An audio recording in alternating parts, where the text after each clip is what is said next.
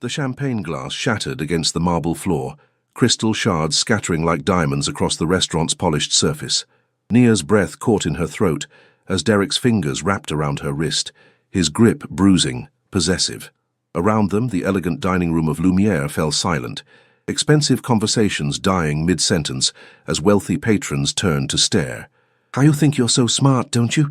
Derek hissed, his face inches from hers, breath hot with expensive bourbon and rage. "Smiling at every man who walks through that door like you're available." Nia's heart hammered against her ribs. She'd learned long ago not to argue when he got like this, when jealousy twisted his handsome features into something ugly and dangerous. "I was doing my job," she said quietly, trying to pull her arm free. His grip tightened. "We'll settle this when we get home." The words were a promise and a threat. But then she noticed something that made her blood run even colder. The man at the next table had stopped eating. His dark eyes were fixed on Derek's hand around her wrist, and the temperature in the room seemed to drop 10 degrees. 3 hours earlier, Nia Washington had arrived at Lumiere, with hope flickering in her chest like a candle in the wind.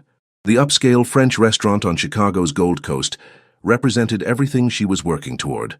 As a server here, she earned enough to cover her small studio apartment in Bronzeville and send money home to her grandmother in Atlanta. She smoothed down her crisp white blouse and black pencil skirt, checking her reflection in the staff bathroom mirror. Her natural curls were pulled back in a neat bun, her makeup subtle but polished. Professional, composed. Nothing like the girl who'd grown up in Section 8 housing. "Girl, you're glowing tonight," Jasmine said, appearing beside her to reapply her lipstick. Her best friend and fellow server had been working at Lumiere for 5 years. Nia managed a smile that didn't quite reach her eyes. "Derek's coming in tonight. Anniversary dinner." Jasmine's reflection frowned. 2 years, right? The hesitation in her friend's voice spoke volumes. Jasmine had never liked Derek, though she'd learned to keep her opinions mostly to herself. What did Jasmine know about the real Derek anyway?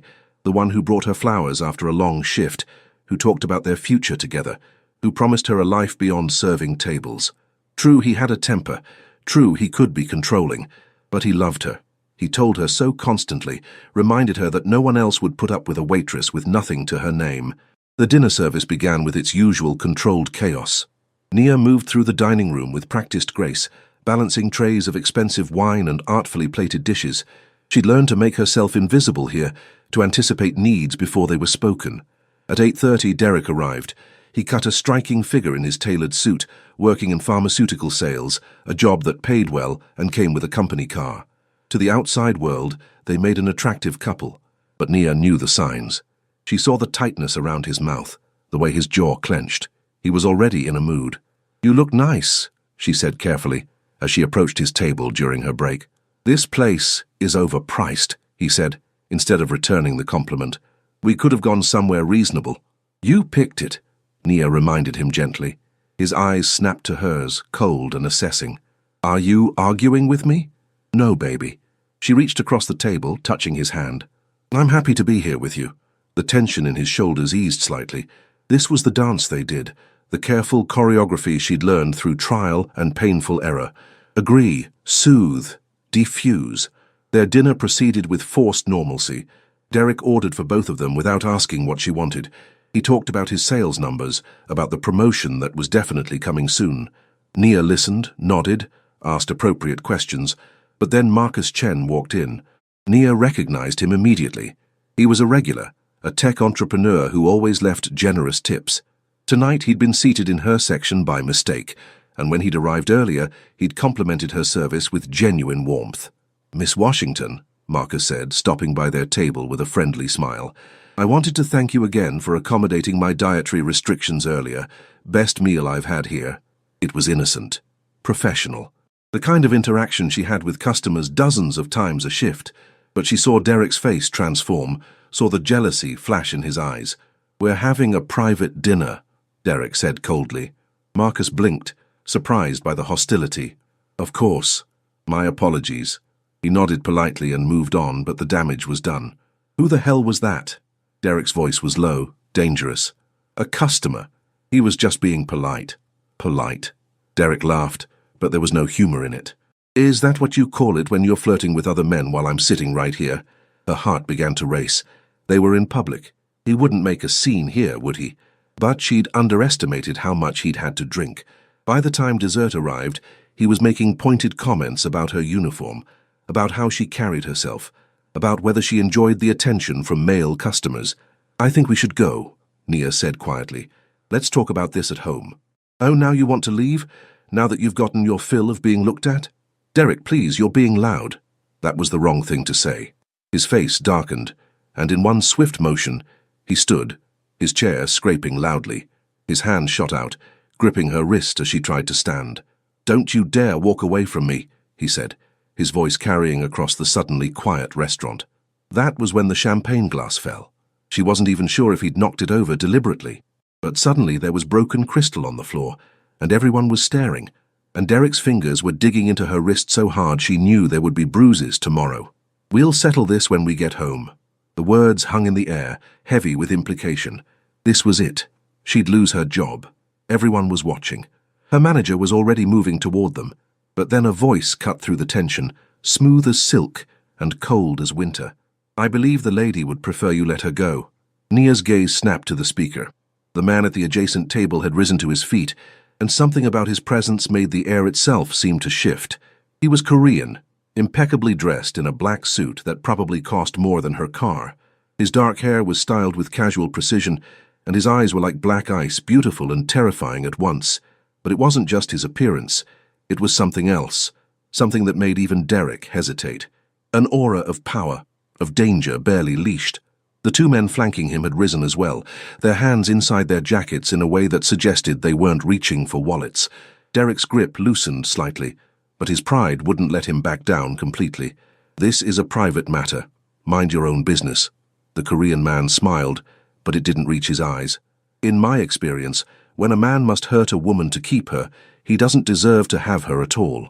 There was something in his voice, an accent, subtle but unmistakable, that spoke of Seoul's streets despite his perfect English. And there was something else, too, a note of absolute certainty, as if he was accustomed to being obeyed without question. "Who the hell do you think you are?" Derek demanded, but Nia heard the tremor beneath the bravado. "Someone you don't want to know." The man's eyes never left Derek's face. "Let her go. Leave. Don't come back." It wasn't a request. It was a command, delivered with the kind of authority that made Derek's hand fall away from Nia's wrist, as if she'd burned him. For a moment, the two men stared at each other, and Nia held her breath. Then Derek stumbled backward, his face flushed with alcohol and humiliation. "This isn't over," he muttered. But he was already moving toward the door, his exit hastened by the two imposing men who'd stepped forward. The restaurant slowly came back to life. Nia stood frozen, her wrist throbbing, her mind struggling to process what had just happened. "Are you hurt?" The question was quiet, almost gentle. No, thank you. You didn't have to do that." His eyes dropped to her wrist, where red marks were already forming. Something flickered across his face, fury quickly controlled. "I think I did." He gestured to his table. "Please sit. You're shaking." She was. Her manager appeared, fussing and apologetic, insisting she take the rest of the night off. The stranger said something to her manager in a low voice that made the man's eyes widen and his protests die immediately. "Of course, Mr. Choi. Whatever you need, Mr. Choi." As Nia sank into the offered chair, she wondered what kind of power he wielded to make her manager turn so accommodating. "I'm Seung-jun," he said, pouring her a glass of water. "And you're Nia. I heard your friend say it." "He's not my friend, he's—" She stopped, not sure what Derek was anymore. "You don't have to explain." Seung-jun's voice was calm. "Do you have somewhere safe to stay tonight?" The question hit her hard. Did she? Her apartment was in Derek's name. She'd moved in with him 6 months ago to save money. "I'll figure something out," she said. Seung-jun leaned back, studying her. "I have a proposition for you." And just like that, Nia Washington's life tilted on its axis. The penthouse suite at the Four Seasons overlooked Lake Michigan, floor-to-ceiling windows framing the city lights. Nia stood in the center of the living room, feeling completely out of place, her small purse clutched in both hands. This was insane. She'd just gotten into a car with a complete stranger and let him bring her to a hotel suite that probably cost more per night than she made in a month. But the alternative had been going back to Derek. "You can relax," Seung-jun said, shrugging out of his suit jacket. "I'm not going to hurt you." "That's exactly what someone who was going to hurt me would say." To her surprise, he laughed. "Fair point. But if I wanted to hurt you, I'd have done it already. There was something chilling about the casual way he said it. Nia's survival instincts were screaming at her to leave, but something else told her to stay. You said you had a proposition. Seungjun moved to the bar, pouring himself a drink. He held up the bottle in silent question, but she shook her head. I need someone I can trust, he said. Someone smart, observant, who knows how to read people. Someone who can move through high-end spaces without attracting the wrong kind of attention. And you think that's me? You don't even know me. He turned, his dark eyes pinning her in place. I know you've been working at Lumiere for 8 months. I know you send money to your grandmother in Atlanta every month. I know you have a degree in hospitality management, but can't get promoted because your boyfriend sabotaged your last 2 job interviews. The blood drained from her face. How do you... I know things. It's my business to know things. He took a sip of his drink. You need protection, and I can provide it. In exchange, you work for me. Work for you doing what exactly? I have legitimate business interests that require a public face. Someone who can attend events, entertain clients, make connections. Someone who doesn't look like they're part of my usual organization. Your usual organization? Nia repeated slowly. You mean the Korean Mafia? She watched his expression carefully. She'd spent 2 years learning to read Derek's micro-expressions. This man was harder to read, his control more absolute. But she caught the slight tightening around his eyes. That's an oversimplification, he said finally, but not entirely inaccurate. And you want me to work for criminals? I want to offer you a way out. His voice hardened slightly. You go back to your life and Derek will be waiting. Maybe not tonight, maybe not tomorrow, but eventually. And next time, it won't be just your wrist. The words hit too close to home. She'd been telling herself for months that Derek's jealousy was just passion, that his control was just concern. But tonight had proven it was escalating. What exactly would this job entail? Seungjun's expression softened slightly. You'd attend business dinners, charity events, gallery openings, places where I need someone who can make conversation, remember faces, observe. You'd report back on who's talking to whom, what deals are being discussed. Nothing dangerous, just eyes and ears. A spy, an observer. There's a difference. He moved to the windows. I'd provide you with an apartment, a salary, a wardrobe appropriate for the role. After 6 months, if you want to walk away, you walk away. No strings. But you'd have enough money saved to start over somewhere else, somewhere Derek can't find you. It sounded too good to be true. And if I say no, then I'll have someone drive you wherever you want to go. You'll never see me again. He turned back to face her. But the offer expires when you walk out that door. Why me? Because you have something most people don't. Seungjun's gaze was intense. You have nothing to lose and everything to prove. That makes you hungry. It also makes you loyal if given the chance. And because when that piece of shit grabbed you tonight, you didn't cry, you didn't beg, you didn't fall apart. You held yourself together. That takes strength. The compliment caught her off guard. Derek had spent 2 years telling her she was weak, that she needed him. I need to think about it. Take the night. There's a bedroom through that door. It locks from the inside. Nobody will bother you. Seungjun moved toward the suite's entrance. In the morning, give me your answer. He was almost at the door when Nia spoke again. Why did you help me tonight? Really? Seungjun paused. When he looked back at her, something raw flickered across his face. Because 5 years ago, someone hurt someone I cared about, and I wasn't there to stop it. I can't change the past, but I can make sure it doesn't happen again, even if it's for a stranger in a restaurant. His voice was quiet. Get some rest, Nia. Tomorrow, you get to choose what happens next. Then he was gone, leaving her alone with a choice that would define her future. Nia moved to the window, pressing her palm against the cool glass. Far below, the city glittered and churned. Somewhere out there, Derek was probably calling her phone, leaving messages that swung between apology and accusation. She touched her bruised wrist. 2 years, 2 years of walking on eggshells, of making herself smaller, of believing his version of reality. Seungjun's words echoed, You have nothing to lose and everything to prove. Maybe he was right. Maybe the only thing more dangerous than accepting his offer was refusing it. The bedroom was luxurious. King-sized bed with soft linens, an ensuite bathroom with marble fixtures. Nia locked the door as Seungjun had suggested, then stood in the shower for 20 minutes, letting hot water wash away the smell of Derek's cologne. When she finally climbed into bed, her phone buzzed. 23 missed calls from Derek, 15 text messages, progressing from apologetic to angry to threatening. With shaking fingers, she blocked his number. It wasn't enough. She knew he'd find other ways, but it was something. A first step. As she drifted off to sleep, her last thought was of Seung-jun's eyes, dark and dangerous, yes, but also strangely understanding. Tomorrow would bring consequences she couldn't predict. But tonight, for the first time in a very long time, Nia Washington felt like she could breathe. Morning arrived with gentle sunlight streaming through the windows. A soft knock on the bedroom door made her jump. "Miss Washington." It was a woman's voice. "Mr. Choi sent me with some clothes and breakfast." Nia wrapped herself in the hotel robe and unlocked the door. A young Korean woman entered, pushing a cart laden with breakfast and carrying shopping bags. "I'm Min Seo, Mr. Choi's assistant," the woman said with a slight bow.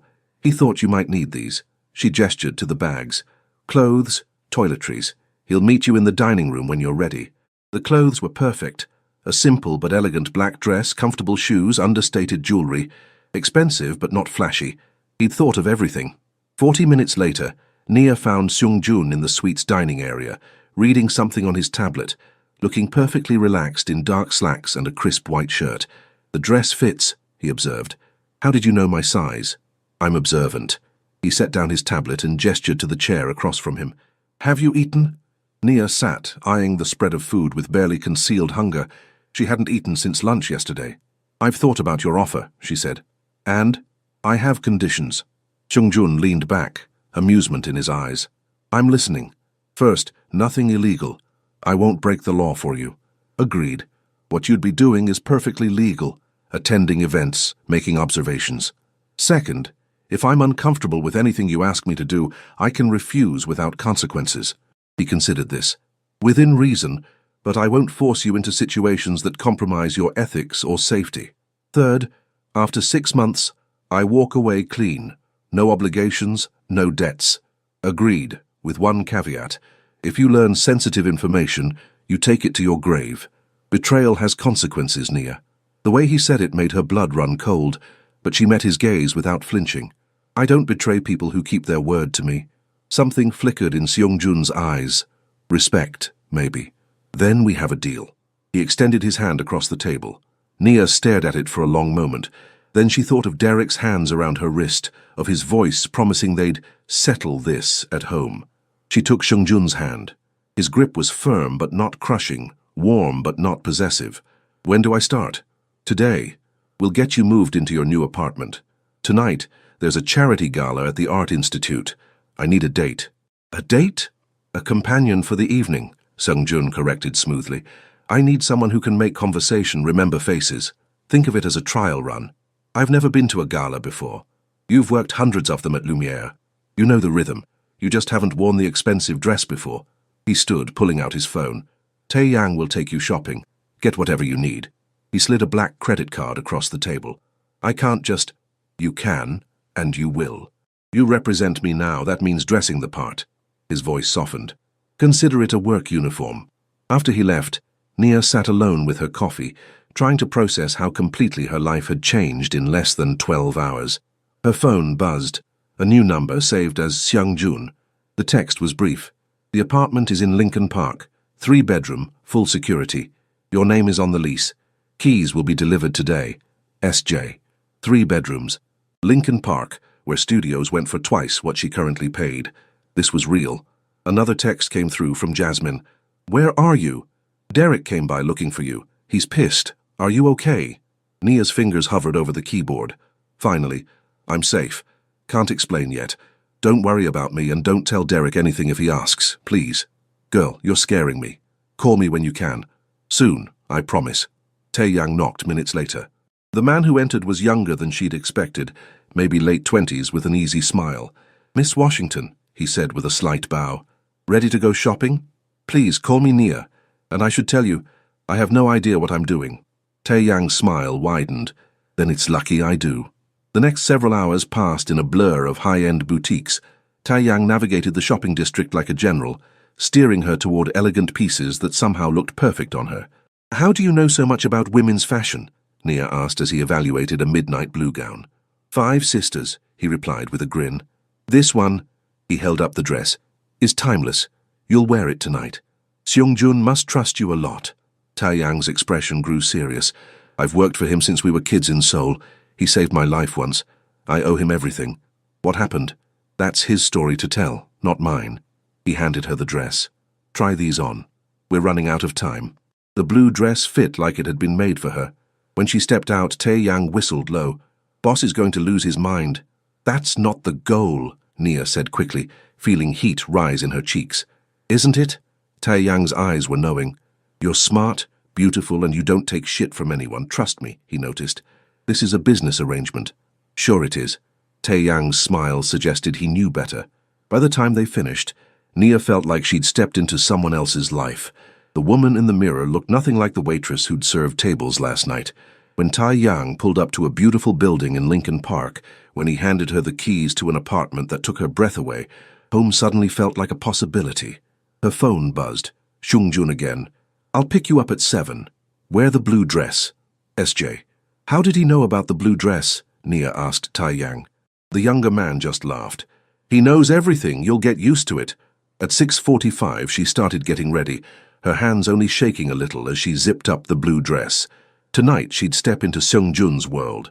When the knock came at exactly 7 o'clock, she opened the door to find Seung-jun in a perfectly tailored tuxedo, his eyes widening slightly when he saw her.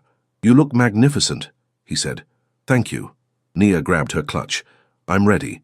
As they rode the elevator down, Seung-jun briefed her. There will be several men there tonight, businessmen, politicians, people with influence. I need you to listen to their conversations. Remember who's talking to whom. Can you do that? I remember orders for 12 top tables without writing anything down. I think I can handle it. He smiled, a real smile that transformed his face. I knew I chose well. The gala was everything Nia had imagined. Crystal chandeliers, designer gowns, champagne flowing like water. She'd served at dozens of events like this, invisible in her uniform. But walking in on Seung-jun's arm, people noticed her. Seung-jun was a master of social navigation, moving through the crowd with easy confidence, introducing her as his associate in a way that suggested both business and something more personal. Nia played her part perfectly, smiling and making small talk while her mind catalogued everything. She was so focused that she almost didn't notice Derek until it was too late. He was across the room near the bar, and their eyes locked for one terrible moment. His face transformed, surprise then rage. He started moving toward them. Nia's hand found Seung-jun's arm, her grip tight. Derek's here. Seung-jun followed her gaze, his expression hardening. Stay behind me. But before Derek could reach them, Taeyang appeared, intercepting him with a pleasant smile and a hand that gripped Derek's elbow. I don't think you were invited to this event, Taeyang said. Let me show you out. Get your fucking hands off me, Derek snarled, but security guards were already moving toward them. Seung-jun turned to Nia, his voice low and urgent. Are you okay? She nodded, but her whole body was trembling. How did he find me? That's what we're going to find out. His eyes were cold, dangerous. But not here, come on. They left through a side entrance, Seung-jun's hand on the small of her back. In the car, he made several phone calls in rapid Korean, his voice hard and commanding. I'm sorry, she said quietly. I ruined your evening. Seung-jun turned to her, surprise clear on his face. You didn't ruin anything. He did, and he'll pay for it. What are you going to do to him? Make sure he understands that you're under my protection now. His eyes met hers in the dim interior. No one hurts what's mine, Nia. Not anymore. The words sent a shiver through her, fear and something else, something warm and dangerous. This wasn't romance. This was survival, strategy, a business arrangement. But as his hand covered hers on the seat between them, warm and steady, Nia wondered if she was already too late for that warning. The next 2 weeks fell into an unexpected rhythm. Days, Nia attended meetings with Seung-jun, took notes, observed conversations. Nights, she returned to her beautiful apartment and catalogued what she'd learned. Derek hadn't contacted her directly since the gala, but his presence haunted her. Taeyang mentioned that Seung-jun's people were handling it, but wouldn't elaborate. What she hadn't expected was how much time she'd spend with Seung-jun himself. He personally escorted her to events, debriefed her afterward over late dinners, occasionally invited her to lunches where business and something more personal blurred together. You're adapting faster than I expected, he said, over Korean barbecue one afternoon. Taeyang said you've been taking language lessons. I figured if I'm going to work in your world, I should understand it better. Nia flipped a piece of bulgogi. Plus, I like learning.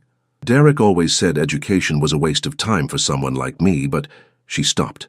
Someone like you, Seung-jun repeated, his voice dangerously soft. What did he mean by that? Nothing. Just, someone from my background. Your background of being intelligent, hard-working and capable. His eyes were intense. The man was a fool, Nia. He saw what he wanted to see, someone he could control. He never saw who you actually are. The compliment made her chest tight. And who am I, according to you? Seung-jun leaned back. Someone who survived circumstances that would have broken most people. Someone who knows how to observe and adapt. Someone who carries herself with dignity even when the world tries to strip it away. He paused. Someone who reminds me of myself, actually. I doubt that. You have power, money, control. I wasn't always this person. His voice was quiet. I grew up in Seoul, in neighborhoods where power meant survival. My father ran a small organization, but he wasn't strong enough to hold it. When I was 15, a rival family killed him and tried to kill me too. Nia's chopsticks stilled. I'm sorry. I survived because someone saw potential in me. He took me in, trained me, helped me build what I have now. But I remember what it felt like to be powerless, to be underestimated. His eyes met hers. So when I see that same fire in you, that same determination to be more than what others expect, I recognize it. It was the most personal thing he'd ever shared. Nia found herself leaning forward. Is that why you helped me? Maybe. Or maybe I just couldn't stand watching another person be broken by someone who should have protected them. He reached across the table, his fingers brushing her healed wrist. You're safe now, Nia. I promise you that. The sincerity in his voice made her breath catch. This was more than a business arrangement. Somewhere in the past 2 weeks, lines had blurred. She'd started looking forward to seeing him, started noticing things like how his eyes crinkled when he laughed, and the way he looked at her sometimes made her feel things she had no business feeling. Seung-jun, she started, not sure what she wanted to say, but his phone buzzed, and the moment shattered. He checked the screen, his expression darkening. We need to go, now. What's wrong? Derek's at your building. He followed you this morning. My security caught him trying to talk his way past the doorman. Ice flooded her veins. How did he find out where I live? Good question. Seung-jun was already standing. One I intend to get answered. They drove in tense silence, Seung-jun making calls in clipped Korean. When they arrived, Derek was being held by 2 of Seung-jun's men in the lobby, his face red with rage. He looked terrible, unshaven, rumpled, his eyes wild. Nia! He lurched toward her when he saw her. Baby, please, just talk to me. I'm sorry about the restaurant. I was drunk. I didn't mean it. Just come home and we can work this out. Every instinct screamed at her to placate him, but Seung-jun's hand on her back, steady and reassuring, reminded her that she didn't have to do that anymore. There's nothing to work out, Derek. We're done. Done? He laughed, ugly and broken. You're nothing without me. You think this guy actually cares about you. You're just a novelty to him. He'll use you and throw you away. Somewhere better than I was with you, Nia said, surprised by the steadiness of her own voice. Derek's face twisted. You ungrateful bitch. After everything I did for you. Enough. Seung-jun's voice cut through Derek's tirade like a blade. He stepped forward, positioning himself between them. You had your chance to speak. She's given you her answer. If you contact her again, if you come near her again, you'll answer to me. Do you understand? I don't take orders from you, Derek spat. I don't care how much money you have. She's my girlfriend, and I'm not giving her up to some gangster. Seung-jun moved so fast, Nia almost didn't see it. One moment he was standing calmly. The next he had Derek's wrist twisted at an angle that made Derek cry out. She was never yours, Seung-jun said, deadly quiet. And she's definitely not anymore. This is your only warning. Walk away, because if you force me to handle this more permanently, you won't like the result. He released Derek, who stumbled back, cradling his wrist. For a moment, Nia thought Derek might fight, but something in Seung-jun's eyes must have penetrated his rage. This isn't over, Derek muttered, but he was already backing toward the door. Yes, Seung-jun said. It is. After Derek was escorted out, Nia was alone in the lobby with Seung-jun, her whole body shaking. He knows where I live now, she said. I'm not safe here anymore. You're safe anywhere I am, Seung-jun replied. But if it would make you feel better, you can stay at the penthouse until we're certain he's gotten the message. Your place. I have a second bedroom. Or you can have mine. I'll take the couch. His expression softened. I'm not going to let him hurt you again, Nia, whatever it takes. The fierce protectiveness in his voice broke through her careful walls. Before she could talk herself out of it, Nia closed the distance between them and wrapped her arms around him. For a moment, Seung-jun went rigid with surprise. Then his arms came around her, holding her close, one hand cradling the back of her head. "Thank you," she whispered. "For everything. For saving me, for protecting me, for seeing me as more than what Derek tried to make me." "You saved yourself," Seung-jun murmured into her hair. "I just opened the door." They stood like that for a long moment, and Nia felt something shift, the last pretense of this being purely business crumbling away. "Come on," he said finally, his voice rougher than usual. "Let's get you packed." At the penthouse, Seung-jun showed her to the guest room. "Make yourself comfortable. I have some calls to make, but I'll be here if you need anything." After he left, Nia sat on the edge of the bed, finally letting herself feel everything. Fear, relief, gratitude, and underneath it all, something warm and terrifying that felt dangerously like falling. A soft knock interrupted her thoughts. Seung-jun stood in the doorway, now in comfortable clothes, black sweatpants and a fitted t-shirt. "Can't sleep?" he asked. "Too much on my mind." He moved into the room, maintaining a respectful distance. "Want to talk about it?" "I'm scared," Nia admitted. "Not of Derek, but of this. Of what happens when I get too comfortable, too dependent. What happens after 6 months when I'm supposed to walk away?" Seung-jun was quiet for a long moment. "What if you didn't have to walk away?" Her heart stuttered. "What?" "The 6 months was to give you an out if you wanted it. But if you wanted to stay, that would be acceptable too." "Why?" Nia stood, closing the distance. "Why do you want me to stay?" "Because you're good at this. Because you've become valuable." He paused, vulnerable in a way she'd rarely heard. "Because somewhere in the past 2 weeks, you became someone I look forward to seeing, someone whose opinion I value, someone I want to protect not out of obligation, but because the thought of anything happening to you makes me—" He stopped. "Makes you what?" Nia prompted, barely breathing. "Afraid," he finished quietly. "I don't do fear, Nia, I can't afford it. But with you I'm terrified every moment you're out of my sight. That's not professional concern, that's something else entirely." The confession hung in the air. Nia knew she should step back, should maintain distance, but she was tired of denying what she felt. "I'm afraid too," she whispered, "but not of you. I'm afraid of how much I'm starting to need you." Seung-jun closed the last distance between them, his hand cupping her face with unexpected gentleness. "Then maybe we can be afraid together." When he kissed her, it wasn't like anything she'd experienced before. Derek's kisses had been about possession. This was different, careful, questioning, as if Seung-jun was giving her every opportunity to pull away. She didn't pull away. Instead, she leaned into him, her hands finding his shoulders. There was heat, yes, but underneath was something more profound, recognition maybe, or homecoming. When they finally broke apart, both breathing hard, Seung-jun rested his forehead against hers. "This complicates things. I know. There are people who won't like it, who will see it as weakness. I know. And Derek will become even more dangerous if he finds out. I know." Nia pulled back to meet his eyes. "But I'm tired of making decisions based on fear. For once I want to choose something because it feels right." Seung-jun smiled, that rare, genuine smile. "When did you become so brave?" "I learned from someone." They stayed up talking until dawn, lying on the guest room bed fully clothed, sharing stories and secrets. Seung-jun told her about Seoul, about the violence that had shaped him, about the loneliness of power. Nia told him about Atlanta, about growing up poor but loved, about losing herself in Derek's control.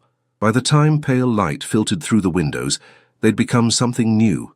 Partners, maybe, or conspirators in a shared future. "Get some sleep," Seung-jun said finally, pressing a kiss to her forehead. "We have a meeting this afternoon. Will they have a problem with it?" "Some will." He stood. "But they'll adjust. Anyone who has a problem with you has a problem with me." After he left, Nia lay in the growing light, exhausted but too wired to sleep. Everything had changed again, but this time she'd been the one to change it. She'd chosen Seung-jun, and he'd chosen her back. For the first time in longer than she could remember, Nia Washington felt like she was exactly where she was supposed to be. The next month unfolded like a fever dream. By day, Nia continued her work, now acknowledged as Seung-jun's partner, professionally and personally. His associates adjusted with varying degrees of acceptance. Some, like Taiyang, seemed genuinely pleased. Others watched with suspicion. She didn't fail. Her new position gave her access to conversations she'd never have attended as just an employee. She learned the intricate politics of Seung-jun's world, the delicate balance between legitimate business and less legal enterprises. But it was the nights that changed her most. Seung-jun courted her with surprising patience, taking her to quiet restaurants where they could talk for hours, showing her parts of Chicago she'd never seen. He was careful with her in ways Derek had never been. Attentive, interested, protective, without being controlling. "You're thinking too hard again," Seung-jun said one evening as they stood on his penthouse balcony. "I'm always thinking," Nia replied, leaning into his warmth. "You don't have to just survive anymore." His arms came around her from behind. "You can live. Is that what this is? Living?" She turned to face him. "Because sometimes it still feels like I'm waiting for everything to collapse." "Nothing's going to collapse," Seung-jun said firmly. "Not while I'm here." "You can't promise that. Derek's still out there. Your enemies are still watching." "Then we'll handle them." He cupped her face. "Together. That's what partners do. Partners." The word had weight now. Nia had gone from Derek's possession to Seung-jun's employee to something she couldn't quite name. Equal, maybe, or complement. But reality came crashing back on a Thursday afternoon when Tae-yang burst into Seung-jun's office. "We have a problem," he said. "Derek filed a police report claiming Nia stole from him. He's got receipts, photos. He's pushing for charges." Nia's stomach dropped. "That's insane." "I took my own things." "Doesn't matter what's true," Tae-yang interrupted. "He's got a lawyer. They're building a case." "They won't," Seung-jun cut in, his voice ice-cold. "I'll handle it." "How?" Nia asked. "You can't just make legal charges disappear." "It is in my world." Seung-jun was already reaching for his phone. "Derek wants to play dirty. We'll show him what dirty actually looks like." "No." Nia put her hand over his. "I won't let you compromise yourself for me. It's too late for that." His eyes met hers, fierce and unyielding. "You're already my biggest compromise. You're the person who makes me want to be better. But I'm still who I am, Nia. And what I am is someone who destroys threats to what I love." The word hung between them. Love. He'd never said it before. "You love me," Nia whispered. "More than is wise," Seung-jun admitted. "More than is safe. But yes." Before Nia could respond, his phone rang. He answered in rapid Korean, his expression darkening further. When he hung up, his eyes were flat and cold. "Derek's escalated. He sold information about my operations to the FBI. They're investigating me. He gave them everything he could find about you, about us." The room spun. "How did he get that information?" "He's been following you, photographing you at meetings, documenting people you've met with." Seung-jun's voice was deadly calm. "He's trying to take you down with me." "Then let him," Nia said suddenly. "Let him tell whatever story he wants. I'll testify that I didn't know anything. They can't prove otherwise. You'd be lying under oath. To protect you." Nia moved closer, taking his face in her hands. "You said we're partners. Let me be one. Let me protect you the way you've protected me." "No." Seung-jun pulled her hands down but held them. "I won't let you destroy yourself for me." "Then what do we do?" Tae-yang's phone buzzed. He checked it, his face going pale. "Boss, we have a bigger problem. Derek's not working alone. He's partnered with the Hwang organization. They're using his testimony to move against our territory. This isn't just revenge. It's a coordinated attack. The Hwangs, a rival Korean organization that had been testing Seung-jun's boundaries for months, and Derek had given them exactly what they needed. "How long do we have?" Seung-jun asked. "They're moving tonight, multiple hits across the city. It's comprehensive." Tae-yang's voice was grim. "Then we fight back." Seung-jun moved toward the safe. Around him, the veneer of legitimate businessman fell away, revealing the dangerous man underneath. "Nia," he said, turning to her, "I need you to go somewhere safe." "No, I'm staying with you." "This isn't negotiable." "Neither is this." Nia stood her ground. "You don't send me away when things get dangerous. That's not how we work. If something happens to you because of me, then that's my choice to make." She grabbed his arm. "I chose this life. I chose you. I'm not running." For a moment she saw him struggle. Finally he nodded. "Stay behind me. Do exactly what I say. Understood?" "Understood." The next hours blurred into controlled chaos. Seung-jun coordinated his response with military precision, positioning people across the city, preparing for the Hwang's assault. And then Derek called her personal phone. "You need to answer it," Seung-jun said. On speaker. With shaking fingers, Nia accepted the call. "What do you want, Derek?" I want you to understand what you've done. Derek's voice was triumphant. You thought you could just leave me? I'm going to destroy him, Naya. I'm going to destroy everything he's built. And you're going to watch. Why? Naya's voice was steady despite her anger. Why go this far? You made me look weak. Derek's composure cracked. You left me for him. Everyone knows. Everyone's laughing at me. Do you have any idea what that's like? I was never yours to lose, Nia said quietly. And you were never strong enough to keep me. That's not my failure, Derek. It's yours. She hung up, her hands steadying. When she looked up, Seung-jun was watching her with something like awe. That was brave, he said. No, Nia corrected. That was free. Before Seung-jun could respond, phones started ringing. The Hwangs were moving. Across Chicago, violence erupted. But Seung-jun had prepared. His people pushed back hard, and what should have been devastating became a stalemate, then a reversal. By midnight, it was clear the Hwangs had overreached. Seung-jun's organization held firm, but the real turning point came when the FBI agent coordinating with Derek called Seung-jun directly. We need to talk, the agent said. Your witness has credibility problems.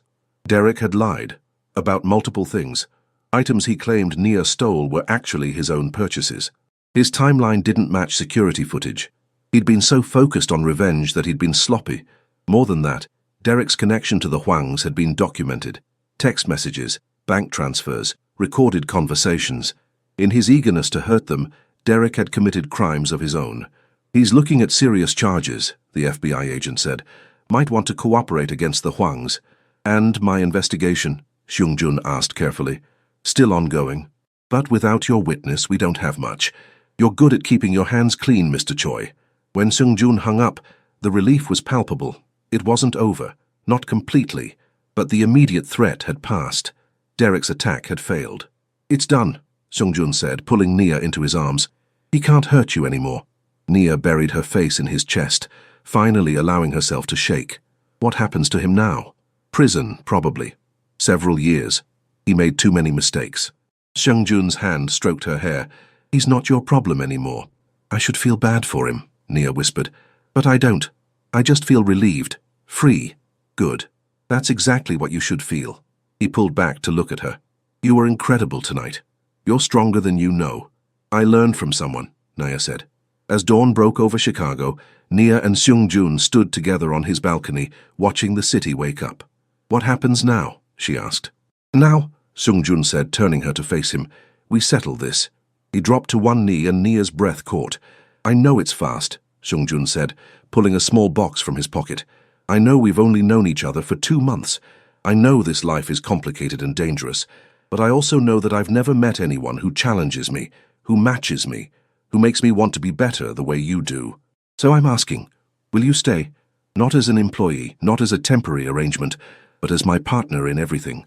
Marry me, Nia. The ring was beautiful, a deep blue sapphire surrounded by small diamonds. Yes, she said, the word somewhere between a laugh and a sob. Yes, 1,000 times yes. Seung-jun stood, sliding the ring onto her finger before capturing her mouth in a kiss that tasted like promise and possibility and home. You know people will talk, Nia said, admiring the ring. We'll settle this when we get home, they'll say. We'll settle this when we get home, Seung-jun repeated, pulling her close. But we're already home, Nia. We've been home since the moment we found each other. Standing there in his arms, with the city spreading out below and the future opening ahead, Nia Washington, soon to be Nia Choi, knew he was right. She'd found her home, not in a place, but in a person. Someone who saw her strength, who valued her mind, who loved her determination. Derek had tried to break her. Seung-jun had helped her build herself back stronger. That was the difference between possession and partnership, between control and love, between surviving and truly living. She'd chosen to live, and she'd chosen to live with him. Years had passed since that violent night when Derek's revenge plot crumbled, and Nia said yes to a future she never could have imagined. The city still sprawled below their penthouse, but so much had changed. Nia stood at those same windows now, watching the sunset paint the sky in amber and rose. Behind her she heard the sounds of home, laughter, footsteps, comfortable chaos. Mom, a small voice called. Dad says dinner's ready. She smiled, turning to see their daughter, Ji-hee, in the doorway. 6 years old, with Nia's curls and Seung-jun's determined chin, a perfect blend of both their worlds. "Coming, baby," Nia said, scooping the little girl up. Seung-jun appeared from the kitchen, now in his early 40s but still commanding. These days his empire was almost entirely legitimate, carefully transitioned over years, moving away from dangerous edges into businesses that let him sleep at night. Real estate, tech investments, import-export companies with nothing to hide. He'd done it for Nia and for Ji-hai, because he wanted his family to be proud of the Choi name. "Smells amazing," Nia said, kissing her husband. "Halmeoni's recipe," Seung-jun replied, referring to his mother, the woman who'd been skeptical at first but who'd grown to love Nia fiercely. They'd lost her last year, a peaceful passing that had still shaken Seung-jun, but Nia had been there, holding him through grief. That was what partnership meant, being there through everything. Over dinner, Ji-hai chattered about school, switching easily between English and Korean. She was already showing signs of her father's intelligence and her mother's independence. "Jasmine called," Nia mentioned as they cleaned up. "She wants to know if we're still coming to her gallery opening next week." Jasmine had pursued her dream of art curation, with backing from Nia and Seung-jun's foundation. These days she ran one of Chicago's most respected galleries. "Wouldn't miss it," Seung-jun said. Then, more quietly, "Derek's being released next month." Nia stilled. She'd known it was coming. His sentence had been 8 years. He'd served 6 with good behavior. "Does he know where we are?" "No, and he won't." Seung-jun's hand found hers. "Taeyang's been monitoring. Derek's moving to California. His lawyer made it clear that any attempt to contact you would violate his parole. I hope he finds peace," Nia said, and meant it. She'd long since stopped carrying anger. Prison had broken Derek's arrogance, replaced it with what his therapist called genuine remorse. He'd written one letter, 3 years ago, apologizing without asking for forgiveness. She'd never written back, but she'd kept the letter. "You're generous," Seung-jun observed. "That's because I won," Nia said simply. "I got everything I wanted. Freedom, partnership, love, family. He lost everything. There's no need for grudges when I'm this happy." Later that night, after Ji-hee was asleep, they lay tangled together in bed. "Do you ever regret it?" Seung-jun asked. "That night at Lumiere, saying yes to all of this?" Nia thought seriously. Her life had taken unpredictable turns, danger and violence, yes, but also joy and purpose and belonging. "Never," she said finally. "You gave me the chance to save myself.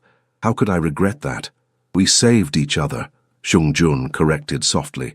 "You taught me it was possible to love without losing myself." As sleep pulled at them, Nia thought about that terrified woman from years ago, the one who'd let Derek's hand close around her wrist. That woman had thought she was worthless, powerless. She'd been so wrong. The real Nia Washington, now Nia Choi, was strong, capable, worthy of love. She'd always been those things. She just needed someone to help her remember. And in helping her remember, Seung-jun had found his own redemption. A chance to protect instead of dominate, to build instead of destroy, to love instead of possess. They'd settled it, not in the violent way Derek had promised, but in the best way possible, by building a life together that honored both their strengths and healed both their wounds. Outside, the city lights twinkled like promises kept. Inside, a family slept peacefully. "We'll settle this when we get home." They had settled it. They were home, and it was more beautiful than either could have imagined in that moment, when their eyes first met across a restaurant floor, when danger and possibility collided, when two broken people found in each other the pieces they'd been missing all along.